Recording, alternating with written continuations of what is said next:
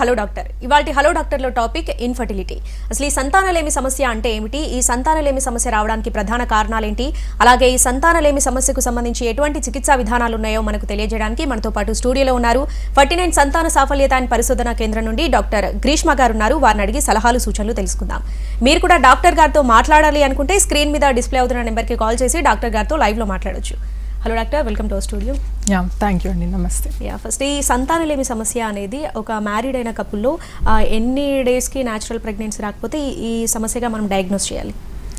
ఇప్పుడు మనకి నార్మల్గా ఇప్పుడు లేడీని తీసుకున్నాం అనుకోండి, మనకి పీరియడ్స్ అనేవి రెగ్యులర్గానే ఉన్నాయి, ఎటువంటి ప్రాబ్లం లేదు. అయినా కూడా వాళ్ళు ఆల్మోస్ట్ 1 year నుంచి అంటే 1 సంవత్సరం అయ్యింది ట్రై చేస్తూ, అంటే ప్రెగ్నెన్సీ కోసం. అంటే ఎట్లా ట్రై చేస్తున్నారు అంటే వితౌట్ యూజింగ్ ఎనీ ఇది ప్రొటెక్షన్ అనమాట. ఏ విధమైన కాంట్రసెప్షన్ అట్లా యూజ్ చేయకుండా నార్మల్గా వారానికి 2 to 3 times కూడా వాళ్ళు కలిసి ఉంటున్నారు. అయినా కూడా 1 year నుంచి ట్రై చేస్తున్నా కూడా ఇంకా ప్రెగ్నెన్సీ అందట్లేదు అంటే నార్మల్గా మనము ఇన్ఫర్టిలిటీ కానీ లేకపోతే సబ్ఫర్టిలిటీ కానీ అని అంటామన్నమాట. ఇప్పుడు మనకి దీంట్లో కూడా లేడీ ఏజ్ అనేది మనకి తక్కువ అనమాట, less than 35 years, అంటే 35 సంవత్సరాల కంటే తక్కువగా ఉంటే 1 year వరకు ట్రై చేసిన తర్వాత కూడా సంతానం అందట్లేదు అంటే డాక్టర్ని సంప్రదించండి అని చెప్తామన్నమాట. ఇంకా మనకి ఇప్పుడు ఏంటి అంటే ఏజ్ అనే ఇంపార్టెన్స్ ఏంటి అంటే ఇప్పుడు మనకి లేడీలో ఏజ్ పెరుగుతున్న కొద్దీ వన్స్ మనకి 32 years క్రాస్ అయ్యాయి, 35 క్రాస్ అయ్యాయి అంటే మనకి ఎగ్ క్వాలిటీతో పాటు ఎగ్ నెంబర్స్ కూడా తగ్గిపోతుంది. అంటే మనకి అదేంటి సంతానం ఇది పొందే ఇది అది కూడా తగ్గిపోతూ ఉంటుంది అనమాట. సంతానం వచ్చే ఇది ప్రాసెస్ అనేది కూడా చాలా తగ్గిపోతూ ఉంటుంది. అందుకే మనము 35 years వన్స్ లేడీకి క్రాస్ అయింది అంటే ఒక 6 నెలలు ట్రై చేసిన తర్వాత డాక్టర్ని సంప్రదించండి అని చెప్తామన్నమాట. సో యూజువల్గా మనకి ఏజ్ని బట్టి మనం 1 year కానీ 6 months కానీ అట్లా చెప్తామన్నమాట. ఆ తర్వాత డాక్టర్ని సంప్రదించండి అని. కొన్ని స్పెషల్ కండిషన్స్ ఉంటాయన్నమాట. దీంట్లో ఏంటి అంటే వాళ్ళు ఈ టైం లిమిట్ అనేది లేకుండా వెంటనే డాక్టర్ని సంప్రదించవచ్చు అనమాట. అది ఎటువంటి ఎటువంటి అయినా ప్రాబ్లమ్స్ అంటే ఇప్పుడు ఇద్దరు కపుల్ కొంచెం కలయికలో వాళ్ళకి ప్రాబ్లం ఉంటుంది, కలిసి ఉండలేరు అనమాట. కొంతమందికి ఏంటి అంటే డౌట్ అనేది ఉంటుంది, కలయిక అనేది సరిగ్గా జరుగుతుందా లేదా అని చెప్పేసి. కొంతమందిలో ఏంటి అంటే ముందుగా సర్జరీస్ అనేవి అవుతాయి అన్నమాట.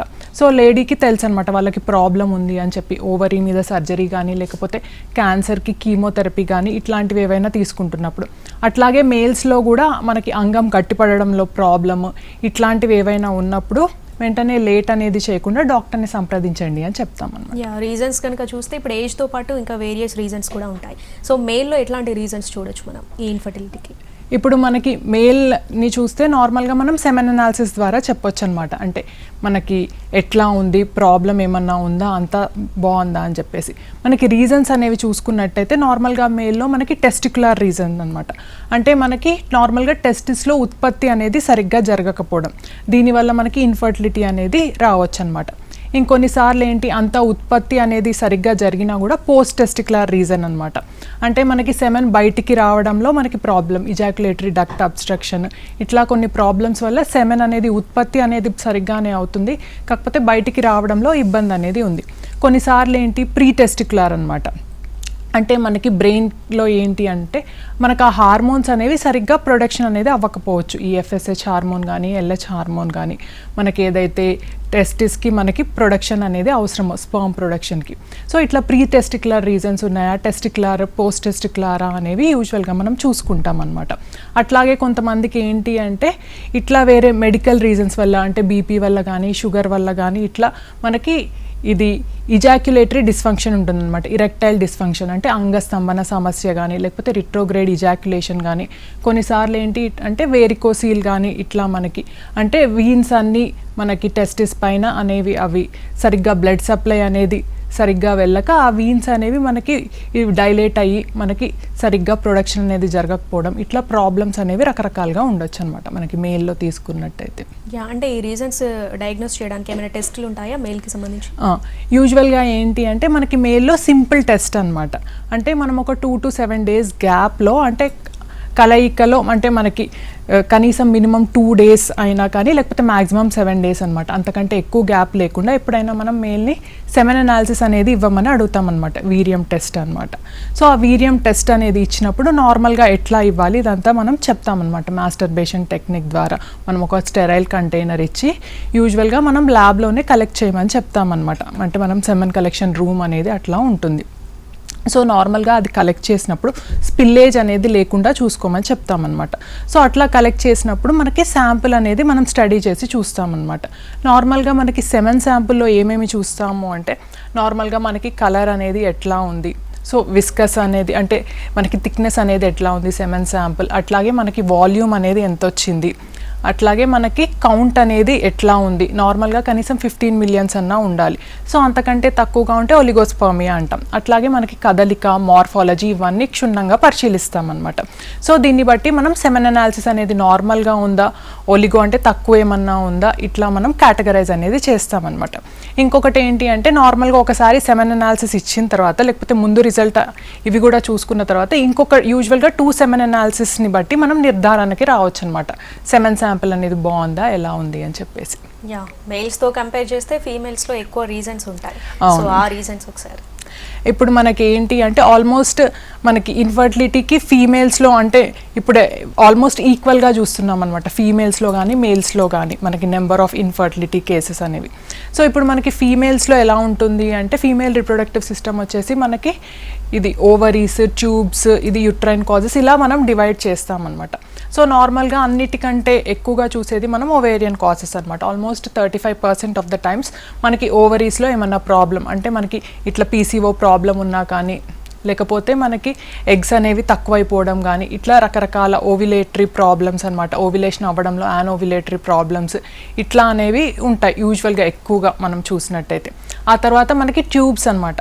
ట్యూబ్స్ అనేవి ఆల్మోస్ట్ ఒక 20-25% ఆఫ్ ద రీజన్ అయి ఉండొచ్చు, ట్యూబ్స్ అనేవి సరిగ్గా లేకపోవడం, పనితీరు అనేది సరిగ్గా ఉండకపోవడం. ఆ తర్వాత మనకి గర్భాశయం అనమాట. గర్భాశయం అంటే యుట్రైన్ కాజెస్ అనమాట. అంటే మనకి యూట్రస్లో చిన్న కంతులు లాంటివి కానీ లేకపోతే ఇట్లా గోడలు లాంటివి కానీ లేకపోతే ఇట్లా ఫైబ్రాయిడ్స్ లాంటివి కానీ ఇట్లా మనం ఆల్మోస్ట్ ఒక 20% ఆఫ్ ద టైమ్స్ అనేవి చూస్తామన్నమాట. సో నెక్స్ట్ ఇంకా చిన్న చిన్న కాజెస్ వచ్చేసి ఏంటి అంటే ఇట్లా వెజైనిస్మస్ అనమాట. అంటే ఫీమేల్ అంటే సరిగ్గా ఎలో చేయకపోవడం లేకపోతే చిన్న సర్వైకల్ కాజెస్ అనమాట, సర్వైకల్ స్టీనోసిస్ ఇట్లాంటివి మైనర్ కాజెస్ అనేవి ఉండొచ్చు అనమాట ఇన్ఫర్టిలిటీకి. అంటే స్ట్రెస్, ఒబేసిటీ కూడా ఇన్ఫర్టిలిటీకి రీజన్ ఉండొచ్చా? ఎందుకంటే మనకి డెఫినెట్గా అండి ఒబెసిటీ వల్ల కూడా మనకి ఇన్ఫర్టిలిటీ అనేది రావచ్చు. సో నార్మల్గా మనకి ఇప్పుడు ఒబెసిటీని అనేది ఇదేంటి గ్రేడ్ అనేది ఎట్లా చేయాలి, ఒబెసిటీ అంటే మనకి ఎట్లా తెలుస్తుంది ఒక లేడీ అనేది ఒబీస్ ఉందా లేదా అంటే ఇప్పుడు నార్మల్గా చిన్నది మనకి బాడీ మాస్ ఇండెక్స్ అనే టెస్ట్ ఉంటుందన్నమాట. అంటే లేడీ యొక్క మనకి హైట్ని, వెయిట్ని దీన్ని బట్టి మనం బిఎంఐ అనేది క్యాలిక్యులేట్ చేస్తామన్నమాట. సో నార్మల్గా మనకి నార్మల్ బిఎంఐ అనేది అరౌండ్ 18.5 to 24 అంటే నార్మల్ అనమాట. సో అంతకంటే 24 కంటే ఎక్కువ ఉంది అంటే ఓవర్ వెయిట్ ఉన్నట్టు అనమాట. వన్స్ మనకి బాడీ మాస్ ఇండెక్స్ 30 క్రాస్ అయింది అంటే ఒబెసిటీ అనమాట. మళ్ళీ దాంట్లో కూడా చాలా ఎక్కువగా ఒబెసిటీ అనేది వన్స్ బిఎంఐ క్రాస్ 40 అయ్యింది అంటే ఒబెసిటీ ఉన్నట్టు అనమాట. సో ఇట్లా ఈ ఒబెసిటీ ఉన్నప్పుడు ఏంటి అంటే ఇప్పుడు మనకి లేడీలో పీసీఓ వచ్చే ప్రాబ్లం అనేది ఎక్కువగా ఉంటుంది అనమాట. వన్స్ ఇవి రెండు ఇంటర్ రిలేటెడ్ కాసెస్ అనమాట, ఒబెసిటీ కానీ పీసీఓఎస్ కానీ. సో దీనివల్ల కూడా వాళ్ళకి ఏంటి పీరియడ్స్ అనేవి సక్రమంగా రాకపోవడము, ఇంకా ఎగ్ అనేది క్వాలిటీ లేకపోవడము, ఎగ్ రిలీజ్ అనేది సరిగ్గా జరగకపోవడము, ఇట్లా మనం రీజన్స్ అనేవి చూస్తున్నాం అనమాట. సో నెక్స్ట్ వీళ్ళలో ఏంటి అంటే హార్మోనల్ ఇంబ్యాలెన్స్ అనేది కూడా ఎక్కువగా కనిపిస్తుంది. ఈస్ట్రోజన్ అనే హార్మోన్ అనేది చాలా ఎక్కువగా ఉంటుందన్నమాట. అట్లాగే ఈ ఒబెసిటీ ఉన్న వాళ్ళలో థైరాయిడ్ అబ్నార్మాలిటీస్, ఇట్లా ప్రొలాక్టిన్ అబ్నార్మాలిటీస్, ఇట్లా రకరకాల ప్రాబ్లమ్స్ అనేవి చూడొచ్చు అనమాట. మనకి ఇంకా వేరే కాజెస్ అంటే మెడికల్ కాజెస్ కూడా ఓవర్లయింగ్ ఉండొచ్చు అనమాట. బీపీ కానీ లేకపోతే షుగర్ కానీ ఇట్లా వేరే ప్రాబ్లమ్స్ కూడా చూస్తాం అనమాట. Welcome back. ఇందాక రీజన్స్లో ఫీమేల్స్లో ట్యూబల్ ప్రాబ్లం కూడా ఒకటి అన్నారు కదా, అసలు ట్యూబల్ ప్రాబ్లం ఎందుకు వస్తుంది? అంటే ఇప్పుడు నార్మల్గా మనం చూసుకున్నట్టయితే ట్యూబ్స్ అనేవి దేనికి ఇంపార్టెంట్ లేడీలో అంటే నార్మల్గా ఎగ్ స్పర్మ్ కలయిక అనేది జరిగేది ట్యూబ్లోనే. సో వన్స్ మనకి ఏంటి అంటే మనం టెస్ట్ చేసినా కూడా ట్యూబ్ అనేది మెకానికల్గా ఓపెన్ ఉందా లేదా అనేది తెలుస్తుంది అనమాట. కొన్నిసార్లు ఏమవ్వచ్చు అంటే మనకి లేడీలో ఇన్ఫెక్షన్స్ అనేవి రావచ్చు అనమాట. ఇట్లా పెల్విక్ ఇన్ఫ్లమేటరీ డిసీజ్ ఇట్లా ఇన్ఫెక్షన్స్ వల్ల కానీ, ముఖ్యంగా మన ఇండియాలో చూసుకున్నట్టయితే ట్యూబర్క్యులోసిస్ ప్రాబ్లం వల్ల కానీ. సో వీటి వల్ల మనకి కొన్నిసార్లు ఏమవ్వచ్చు అంటే ట్యూబ్స్ అనేవి ఇట్లా క్లోజ్ అయిపోవచ్చు అనమాట. ఇంకొన్నిసార్లు ఏంటి అంటే మనకి ఎడ్హెషన్స్ కానీ ఇట్లా అంటే ఊరికే సర్జరీస్ అనేవి అయ్యాయి అనుకోండి, అప్పుడు ఏమవుతుంది లోపల ఇన్ఫ్లమేషన్ ఫైబ్రోసిస్ అనేది ఏర్పడి మనకి అతుకులు అనేది ఏర్పడిపోతుంది అనమాట. సో అట్లాగే మనకి ఎండోమెట్రియోసిస్ ఇట్లా ప్రాబ్లం ఉన్నా కూడా లోపల మనకి ఎడ్హెషన్స్ అనేవి ఏర్పడిపోయి సో ట్యూబ్ అనేది ఇట్లా బయట నుంచి మనకి ఇట్లా కన్స్ట్రిక్ట్ అయిపోతుంటుంది అనమాట. సో దీనివల్ల ఇంకొన్నిసార్లు ఏంటి అంటే ఇప్పుడు మనకి చిన్నప్పుడు ఎప్పుడన్నా అపెండిసెక్టమీ ఆపరేషన్ ఇట్లాంటివి అయినాయి అనుకోండి, దీనివల్ల కూడా మనకి ట్యూబ్స్ అనేవి ఇట్లా బ్లాక్ అయిపోవచ్చు అనమాట. సో ఇంకొన్నిసార్లు ఏమవ్వచ్చు అంటే కొంతమందికి మనం చూస్తుంటాం ట్యూబల్ ప్రెగ్నెన్సీ అని, అంటే ఎక్టోపిక్ ప్రెగ్నెన్సీ అని. దీనివల్ల కూడా ఏమవుతుంది అంటే కొంతమందికి ఏంటి అంటే ట్యూబ్ అనేది తీసేయచ్చు, కొంతమందికి ట్యూబ్ అనేది అట్లాగే అంటే మనము సేవ్ అనేది చేశారు, ట్యూబ్ అనేది ఆపరేషన్ చేయలేదు, ఉట్టి మెడిసిన్ ఇచ్చి ప్రెగ్నెన్సీ అనేది తొలగించారు అనేది చెప్తారనమాట. వీళ్ళల్లో కూడా ఏమవుతుంది మనకి చూడడానికి జస్ట్ మెకానికల్గా ట్యూబ్ ఓపెన్ ఉండొచ్చు, కానీ మనకి ట్యూబ్ ఫంక్షన్ లోపల సీలియరీ ఇదంతా మెకానిజం మనకి దెబ్బతింటుందన్నమాట. సో ఇట్లాంటి కేసెస్లో మనకి ట్యూబల్ ప్రాబ్లం అనేది ఉంటుందన్నమాట. సో అందుకే మనకి నార్మల్గా కపుల్ ట్రై చేసిన తర్వాత కూడా చిన్న అంటే ఓవ్యులేషన్ ఇండక్షన్ ఇచ్చిన తర్వాత కూడా మనకి ఒక 1 సైకిల్ ఇచ్చాము అయినా కూడా వాళ్ళలో ప్రెగ్నెన్సీ రావట్లేదు అంటే యూజువల్గా మనం ట్యూబ్ టెస్ట్కి వెళ్దాము అని చెప్తామన్నమాట. సో దీనివల్ల ఏమవుతుంది అంటే మనకి లోపల చిన్న ఏమన్నా క్లాట్స్ లాంటివి ఉన్నా మనకి ఓపెన్ అయిపోతుంది అనమాట. అంటే ఇప్పుడు మెకానికల్గా ఫ్లష్ చేసుకోవడంతో మనకి ట్యూబ్స్ అనేవి ఓపెన్ అయిపోయి యూజువల్గా ప్రెగ్నెన్సీ వచ్చే ఛాన్స్ అనేది ఎక్కువగా ఉంటుందన్నమాట. రైట్, కాలర్ ఉన్నారు హైదరాబాద్ నుండి ఉమా గారు. నమస్తే అండి, డాక్టర్ గ్రీష్మ గారు ఉన్నారు, మాట్లాడండి. Hello hello hello hello hello నమస్తే అండి, ఉమా గారు చెప్పండి అమ్మా. హలో అండి. ఉమా గారు చెప్పండి. అది ఫస్ట్ వినిపిస్తుందా అండి? వినిపిస్తుంది ఉమా గారు చెప్పండి. మేడం, అంటే నేను సెకండ్ ప్రెగ్నెన్సీ కోసం ట్రై చేస్తున్నాము. అంటే పీసీఓడి ఉందండి. ఓకే అండి, పీసీఓడి ఉందని అన్నారు. ఫస్ట్ బేబీ ఇంజెక్షన్ తో కన్సీవ్ అయి ఉన్నాను. సెకండ్ ఇప్పుడు బేబీకి 3 years, మళ్ళీ సెకండ్ ట్రై చేయమంటే పీసీఓడి అని చెప్తున్నారు. మేడం ఏమన్నారు, వెయిట్ లాస్ రమ్మన్నారు. అయినాను 64 ఉంటే 59కి వచ్చాను. పీరియడ్స్ కూడా రావట్లేదు, 3 months అవుతుంది. మన సెకండ్ ప్రెగ్నెన్సీ వస్తుందా రాదా అని ఒక టెన్షన్ ఉంది. ఓకే అండి, దానికని మీకు కన్ఫర్మ్ కోసం కాల్ చేస్తాను. అంటే మీకు ఇంతకు ముందు కూడా ఉందా అండి పీసీఓడి ప్రాబ్లం, లేకపోతే ఈ మధ్యనే కొత్తగా అంటే పీరియడ్స్ అనేవి సరిగ్గా రాక ఫస్ట్ ప్రెగ్నెన్సీ రావడంలో ఎటువంటి ఇబ్బంది లేదా మీకు? లేదు, ఫస్ట్ స్టార్టింగ్ పీసీఓడి ఉందని అన్నారు డాక్టర్. ఓకే, డాక్టర్ ఉంది అన్నసరికి ట్రీట్మెంట్ చేశారు. ట్రీట్మెంట్ కన్ఫర్మ్ అయిపోయింది. అదే ఓకే అండి. ఇప్పుడు ఏంటి అంటే మనకి అంటే యూజువల్గా పీసీఓడి ప్రాబ్లం ఉన్నప్పుడు మనకి ముందు నుంచి కూడా తెలుస్తుంటుంది అనమాట లేడీలో, అంటే పీరియడ్స్ అనేవి సక్రమంగా రాకపోవడం. కొన్నిసార్లు ఏమవుతుంది అంటే మనకి పీసీఓడి ప్రాబ్లం ఉన్నా కూడా పీరియడ్స్ రావడానికి కొన్నిసార్లు మనకి రెగ్యులరైజేషన్కి ఓసీ పిల్స్ ఇస్తారనమాట. అట్లా 3 months అట్లా ఇచ్చినప్పుడు పీరియడ్స్ అనేవి సక్రమంగా వస్తాయన్నమాట. అంటే ఆ నెక్స్ట్ 3 months కూడా రావచ్చు వితౌట్ టేకింగ్ ఎనీ పిల్స్ వాటి ఎఫెక్ట్ వల్ల. అప్పుడు ఏమవుతుంది అంటే కొంతమందికి నార్మల్గా స్పాంటేనియస్గా ఎగ్ రిలీజ్ అయిపోయి మనకి ప్రెగ్నెన్సీ అనేది రావచ్చు అనమాట. సో ఫస్ట్ టైం మనకి అట్లా అయిపోయింది, సో ఏం ప్రాబ్లం అనేది లేకుండే. సో ఇప్పుడు ఏమైంది అంటే మళ్ళీ నెక్స్ట్ ప్రెగ్నెన్సీకి వచ్చేసరికి కొంచెం వెయిట్ పెరగడము, దీనివల్ల కూడా మనకి ఏమవుతుంది ఈ పీసీఓఎస్ ప్రాబ్లం అనేది ఇంకొంచెం అగ్రవేట్ అవుతుంది అనమాట మనకి వెయిట్ పెరగడం వల్ల కూడా. సో అయినా కూడా మీరు వెయిట్ అనేది తగ్గున్నారు. కాకపోతే ఏంటి అంటే మనకి పీసీఓఎస్లో ఇట్లా ఇన్సులిన్ రెసిస్టెన్స్ ఇట్లా అది కూడా ఉంటుందన్నమాట. సో వెయిట్ తగ్గినా కూడా కొంచెం ఎక్సర్సైజ్ అట్లా చేసుకుంటే మనకు ఆ ఇన్సులిన్ రెసిస్టెన్స్ అనేది కూడా తగ్గొచ్చు అనమాట. ఇంకొకటి ఏంటి అంటే మనకి హార్మోన్స్ కూడా ఒకసారి టెస్ట్ చేసుకోవాలన్నమాట. హార్మోనల్ ఇంబ్యాలెన్స్ ఏమన్నా ఉందా, సో థైరాయిడ్ ఏమన్నా ఉందా, ప్రొలాక్టిన్ ఏమన్నా ఉందా, సో ఇట్లాంటివి కూడా వన్స్ చెకప్ చేసుకొని దాని తర్వాత మనం చిన్న మెడిసిన్స్ అనమాట. ఇప్పుడు పీసీఓడి ప్రాబ్లం ఉంటే ఇన్సులిన్ రెసిస్టెన్స్ తగ్గడానికి మెట్ఫార్మిన్ టాబ్లెట్స్ కానీ మయోఇనాస్ట్రాల్ మెడికేషన్ కానీ సో ఇట్లాంటివి తీసుకుంటే మనకి కొన్నిసార్లు ఏంటి అంటే పీరియడ్స్ అనేవి రెగ్యులర్ అవ్వచ్చు అనమాట. లేకుండా మనకి ఇట్లాంటి మెడిసిన్స్ తీసుకున్నా కూడా యూజువల్గా మనం ప్రెగ్నెన్సీకి ట్రై చేయొచ్చు అనమాట. అంటే Day 2 నుంచి మనం చిన్న మెడిసిన్ అనేది తీసుకుంటే ఓవ్యులేషన్ ఇండక్షన్ ట్రీట్మెంట్ అనేది తీసుకొని మనం సరిగ్గా ఎగ్ అనేది రిలీజ్ అవుతుందా లేదా Day 10 ఫాలిక్యులర్ స్టడీ అనేది చేసుకొని చూసుకోవచ్చు. ఇంకొకటి ఏంటి అంటే అట్లాగే ఈ మధ్యలో మనకి హస్బెండ్ది కూడా సెమెన్ అనాలిసిస్ ఎట్లా ఉంది అని టెస్ట్ చేయించుకోవాలి. అది కూడా చాలా ఇంపార్టెంట్ అనమాట. ఎందుకంటే మనకి ఫీమేల్లోనే ప్రాబ్లం ఉంది అని ఇవే కరెక్ట్ చేసుకుంటూ పోతే మరి అది సరిగ్గా ఉందా లేదా అనేది కూడా మనకి తెలియాలన్నమాట.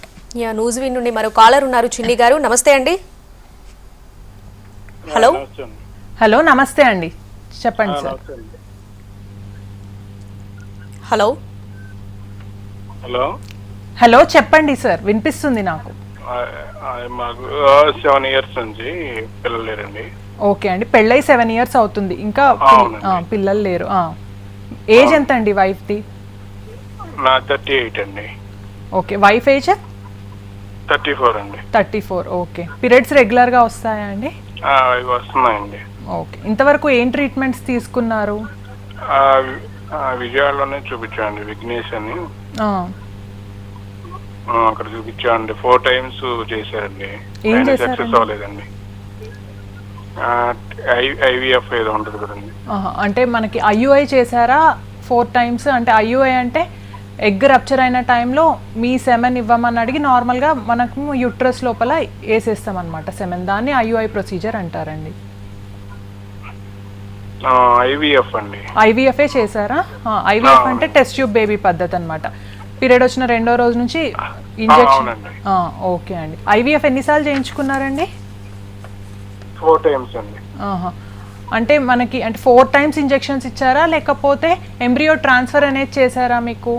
ఇంజెక్షన్ చేశారండి. తర్వాత ఎగ్స్ అని చెప్పేసి అవి కూడా చేశారండి. ఎగ్స్ లాగా చేసి వేరే వాళ్ళకి పెట్టి చేయటం అని కూడా చేశారండి. మరి 4 అంటే ఈ 4 సార్లు మరి ఎంబ్రియో ట్రాన్స్ఫర్స్ అవి చేయించుకున్నప్పుడు మరి ఒక్కసారి కూడా పాజిటివ్ అనేది రాలేదా అండి? ఒకసారి చెప్పారండి, మళ్ళీ సెకండ్ టైం వెళ్తే అవ్వలేదన్నారు, సక్సెస్ అవ్వలేదన్నారు. ఓకే అండి, సో అదే అండి, మీరు అంటే వన్స్ IVF చేయించుకున్నప్పుడు మనకి అసలు ఎగ్స్ అనేవి ఎన్ని వచ్చాయి, సో అంటే ఏమి ఇచ్చారు ఇంజెక్షన్స్, ఇవన్నీ కూడా ఇంపార్టెంట్ అనమాట ఈ హిస్టరీ.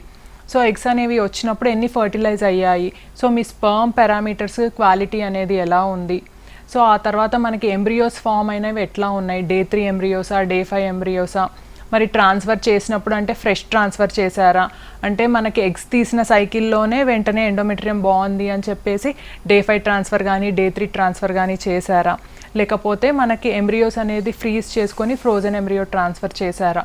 సో ఈ డీటెయిల్స్ అన్నీ కూడా మనకి ఇంపార్టెంట్ అండి. సో ఎట్లా ఎండోమెట్రియం ఎంత వచ్చింది మనకి ట్రాన్స్ఫర్ చేసినప్పుడు, సో ఇవన్నీ కూడా మనం డీటెయిల్డ్గా స్టడీ అనేది చేయాలన్నమాట.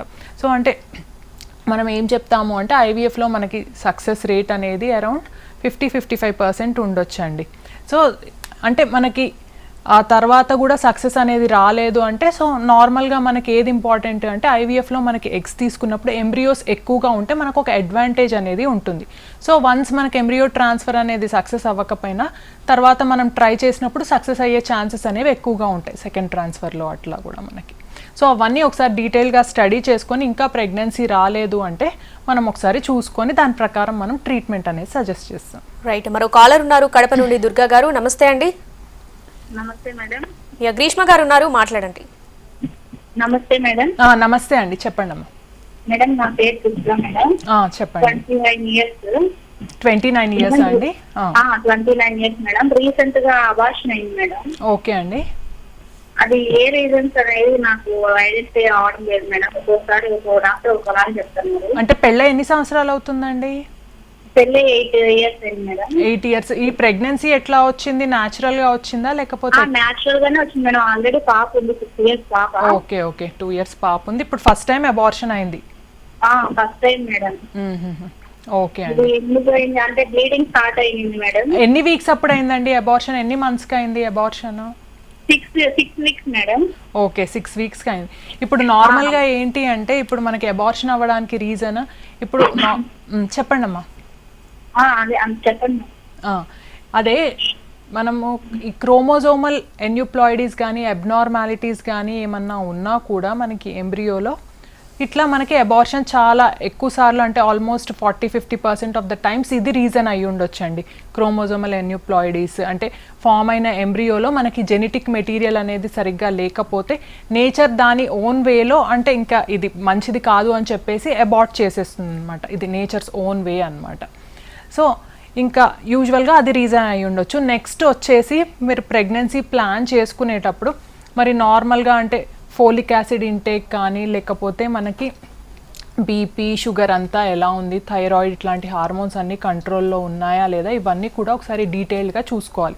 సో ప్రీ ప్రెగ్నెన్సీ కౌన్సిలింగ్ అంటారనమాట, అవి కూడా ఒకసారి డీటెయిల్డ్గా చెక్ చేసుకోవడం అనేది ఇంపార్టెంట్ అనమాట. సో ఇంకా కూడా మనకి వేరే రీజన్స్ అంటే చాలా ఉన్నప్పటికీ మెయిన్గా మనకి 40% of the times unexplained reason అనేది ఉండొచ్చు అనమాట మనకి ఇది అందకపోవడానికి. సో వన్స్ ఏంటి అంటే ఇప్పుడు మీరు వన్స్ ఎప్పుడన్నా ప్రెగ్నెన్సీ వచ్చినప్పుడు వెంటనే లేట్ అనేది చేయకుండా డాక్టర్ని సంప్రదించండి. సో దాన్ని బట్టి వాళ్ళు వెంటనే అంటే ఆ ప్రెగ్నెన్సీ కంటిన్యూ అవ్వడానికి ఇంకా వేరే టాబ్లెట్స్ ఇంజెక్షన్స్ ఇవి కూడా స్టార్ట్ చేస్తే ప్రెగ్నెన్సీ కంటిన్యూ అయ్యే అవకాశాలు ఎక్కువగా ఉంటాయండి. రైట్. ఈ ఇన్ఫర్టిలిటీలో టైప్స్ కనుక చూస్తే ఎట్లా ఉంటాయి? ఇప్పుడు మనకి ఇన్ఫర్టిలిటీలో టైప్స్ తీసుకుంటే ప్రైమరీ ఇన్ఫర్టిలిటీ అంటే కపుల్కి ఒక్కసారి కూడా ప్రెగ్నెన్సీ అనేది రాలేదు అంటే మనకి ప్రెగ్నెన్సీ అనేది ఏ రకంగానైనా కావచ్చు, లైవ్ బర్త్ అన్నా కావచ్చు, లేకపోతే ఇంతవరకు ఒకసారి కూడా ప్రెగ్నెన్సీ రాలేదు అంటే ప్రైమరీ ఇన్ఫర్టిలిటీ. సెకండరీ ఇన్ఫర్టిలిటీ అంటే ఏంటి అంటే కపుల్కి ఆల్రెడీ ప్రెగ్నెన్సీ వచ్చింది అంటే ముందు వచ్చింది ప్రెగ్నెన్సీ లైవ్ బర్త్ బేబీ అన్నా ఉండొచ్చు, లేకపోతే అబార్షన్ అన్నా అయి ఉండొచ్చు, ఏ రకంగానైనా వన్స్ ప్రెగ్నెన్సీ వచ్చింది అంటే దాన్ని సెకండరీ ఇన్ఫర్టిలిటీ అంటాం. సో ఇప్పుడు మనం చూసుకుంటున్నట్టయితే ఈ మధ్యలో ఏంటి అంటే ఆల్మోస్ట్ సెకండరీ ఇన్ఫర్టిలిటీ కూడా ప్రైమరీ ఇన్ఫర్టిలిటీ ఎంతమంది వస్తున్నారో అంతే మంది వస్తున్నారు. సో సెకండరీ ఇన్ఫర్టిలిటీ కూడా కామన్ అయిపోయిందనమాట మనకి లేడీలో ముందుకు కంపేర్ చేస్తే ఇప్పటికి మనకి.